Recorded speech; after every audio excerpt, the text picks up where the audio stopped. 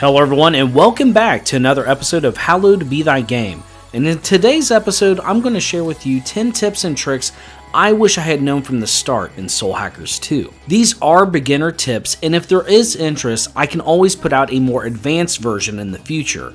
And without further ado, let's get started. Now, as you begin playing, you will slowly begin to accumulate a larger demon roster. I highly recommend that early on you change the demons you have equipped to your devil summoners when they receive their final spell to learn. When there's no longer a spell to learn when they level, they will more often than not reward you with a mystique. These are powerful passive bonuses that offer stat modifiers to spells and affinities. Maxing out an Agi or Fire Demon will more than likely reward you with a Fire Affinity Mystique, boosting damage by a flat percentage. Missing out on these early on can start to impact you with some of the earlier bigger bosses. Something to keep in mind is that later in the game you're able to trade older Mystiques that you're not using into a currency to purchase more valuable and powerful Mystiques. And this tip is twofold in benefits in that throughout the game it will make fusing much easier to have a diverse set of skills to continue to pass on in fusion. Speaking of fusing, make sure that you register your demons as they level up so that if you need to summon them again in the future, all of the spells that they've learned while leveling will be saved and you will have to start again with a fresh demon. For my next tip, status effects in Soul Hackers 2 just don't mess around. There's a multitude of ways to deal with clearing nasty debuffs that come your way, but keep in mind that in the Soul Matrix, you will eventually come across challenge fights that will prevent you from using commander skills or items. This can be pretty devastating if you don't have any ability to clear them with a spell. Poison is bad and all, but Dread and Bomb can just strike fear into the most seasoned of players. So something to keep in mind is don't ignore equipment that can just outright negate any application of these debuffs. Also, don't ignore passive demon skills that null some of the devastating effects.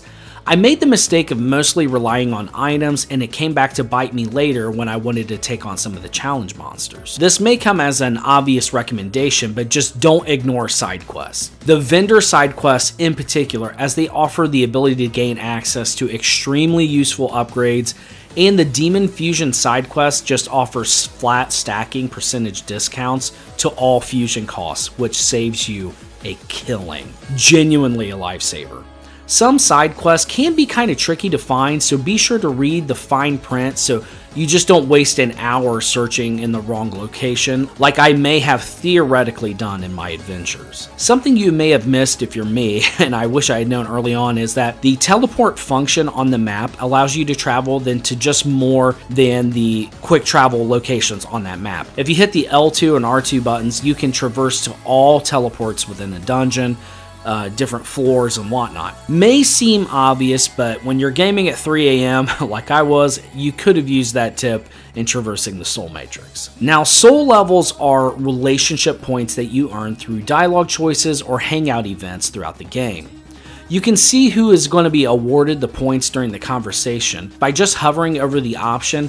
Look in the top right and you will see who's going to gain the relationship points from that chosen answer. These points work towards unlocking further barriers within the Soul Matrix. I personally tried to keep everyone relatively the same throughout the game, and that worked for the most part, but with no spoilers, you're eventually going to want to have someone at level 100, and doing all the side quests and fully exploring all dungeons should make it to where you easily have enough for everyone to be at least 70, with one person guaranteed to be level 100. Still early on, so I'm sure there's some other ways to do that, but that's just something I wish I had known from the start. When choosing permanent commander skills and buffs for Ringo, always prioritize more skill slots for your demons. This is imperative as it will give you much more freedom to carry over clutch skills to conquer the harder fights in the game. Speaking of harder fights, you are going to come across risky encounters as you explore dungeons. These are just no joke fights, so make sure to take the advantage of the fact that you can save anywhere and everywhere when these guys show up. You'll know it when they do because they're dark purple and just terrifying when they appear. I cannot stress, they are no joke. But using these as practice to improve your demon setup and loadout will almost always prepare you for challenges the game's eventually going to throw your way as bosses. If you are looking to farm money later in the game, you can eventually consume a meal that boosts money gains in dungeons, or increased risky encounters to gain massive boosts in money from defeating them. But be on the lookout for passive Sabbath skills that will allow you to steal money from risky encounters during a Sabbath. These can award 40,000 gold per steal. Nothing to sneeze at, and risky encounters are hard but very beneficial challenge to surmount for those inclined. Don't ignore your commander skills in battle.